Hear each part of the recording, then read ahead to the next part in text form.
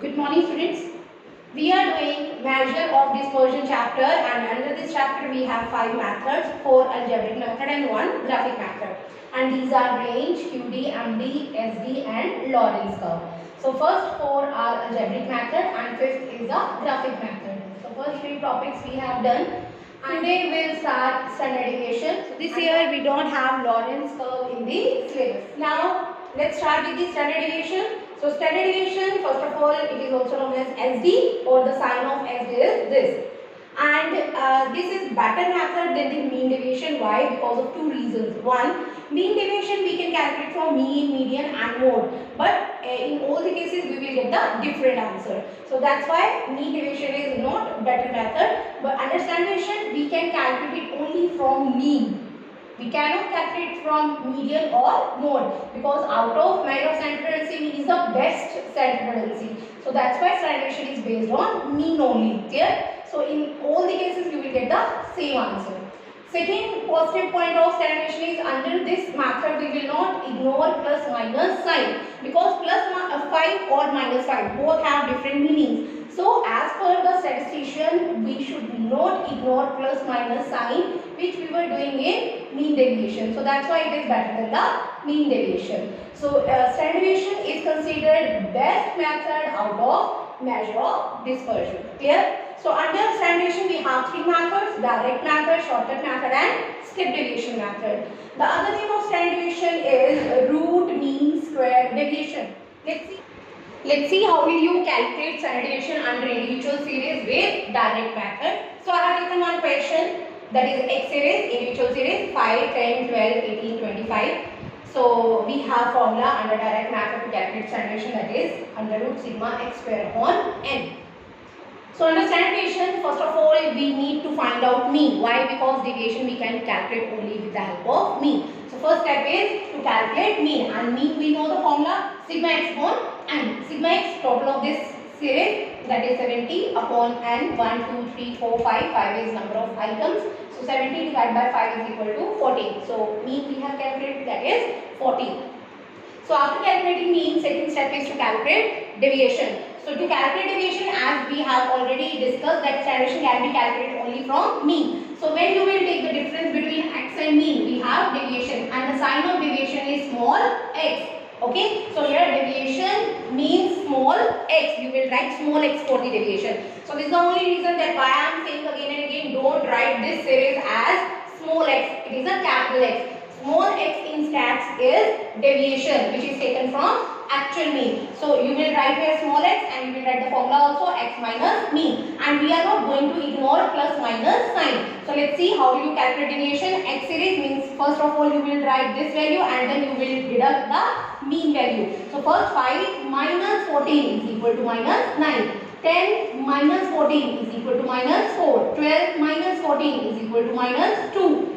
18 minus 14 is equal to 4. 25 minus 14 is equal to 11. So after calculating deviation, what we will do here, to remove these minus signs, we will take the square of this deviation. So when you will take the square of this deviation, you will write x square. 9 square 81, 14 square 16, 2 square 4, 4 square again 16, 11 square 121. So now take the total of this column, that is sigma x square is equal to 238. So let's see the formula. Standard deviation is equal to under root sigma x square upon n. Sigma x square means square of deviation, and total of this column is 238. Divided by n. N in individual series number of items, that is 5. Now divided, we have 47.6 ka root.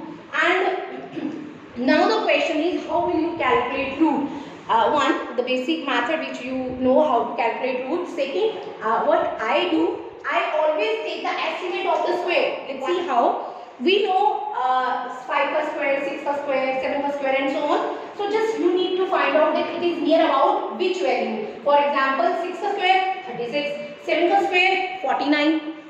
And if you will see the value, that is 47.6. So 6 per square is 36, 7 per square is 49. It is near about 49. It means it is nearer to this value. So it is not, so it means we cannot write 7. Okay. So it is before 7. So before 7 how much? You can write here 6.8 or 6.9. Both the answer will be considered as correct. So you can write as 6.8 or 6.9. Clear? You can write approximate word here. So in this way you can find out square root easily. Next is relative measure, that is coefficient of standard deviation, and the formula of coefficient of standard deviation is standard deviation upon mean, because we are calculating standard deviation from mean only. So standard deviation upon mean, standard deviation is 6.8 upon mean, that is 14. So after calculating we have 0.48. Done. Next is discrete series. So how will you calculate standard deviation under discrete series with direct method? So we know the formula under individual series, root sigma x square upon n. So what you need to do is you just will add f, frequency. So formula will be root sigma f x square upon n, or you can write sigma f also at the place of n. Clear?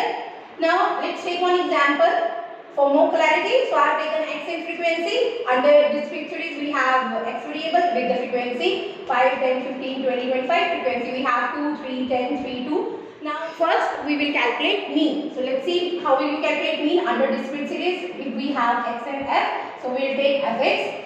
So the total of fx is 300. Now put the value sigma fx upon sigma f, that is 300 upon 20. Sigma f, you will take the total of this column 20. So after dividing we have 15. I hope you know how to calculate mean. So after calculating mean, that is 15, we need to find out deviation. And deviation, the sign of deviation is small x. And you will write the formula also, that is x minus mean. So x is 5 and mean is 15. 5 minus 15 minus 10. 10 minus 15 minus 5. 15 minus 15 0. 20 minus 15 5. 25 minus 15 10. So we have calculated deviation, that is small x. Now to remove minus sign, what we will do, we will take the square of deviation. So we have x square. So 100, 25, 0, 25 and 100. So after calculating square of deviation, that is x square, because we have f, that is frequency column. So you need to multiply this column with the frequency. Clear? So now we have fx square. One more step we need to calculate under discrete and continuous series. So after calculating square of deviation,